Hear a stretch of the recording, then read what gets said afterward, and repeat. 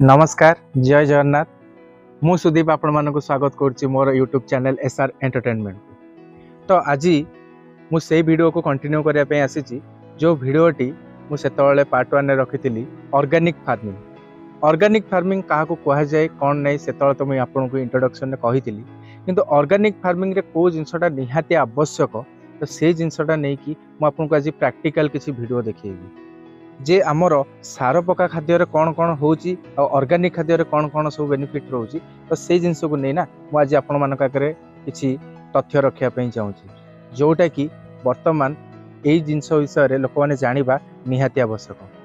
आउ आम जो वर्तमान सार पका वाला खाद्य खाई आमर जो देहर जो असुस्थता आम अनुभव करुचे जो नाना प्रकार रोग आम पड़ुचे तो से जिनस आम केमती बंचा तो से जिनस को लेकिन ये भिडटी आम शूट करने जाऊँ। तो आसतु देखा ऑर्गेनिक फार्मिंग केमिति होउची से विषय आम जानिबा। आसतु देखा ऑर्गेनिक चाष केमिति होउची। ऑर्गेनिक चाष देखंतु एटा होची बैगण गछ बर्तमान देखि परथिबे बैगण रो फूल देइची एतरे कोन होउची ना हमर बिना सार रे चाषटी होउची। देखंतु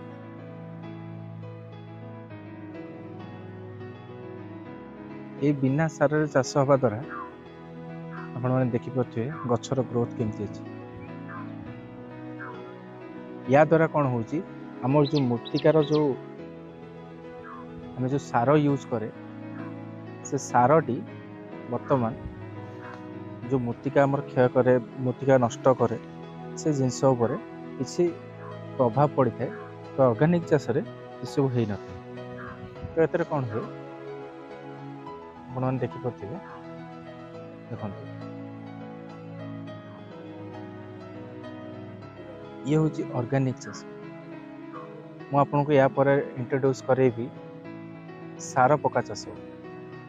ये आप देखिपे ऑर्गेनिक चाष केमती कौन सब हो।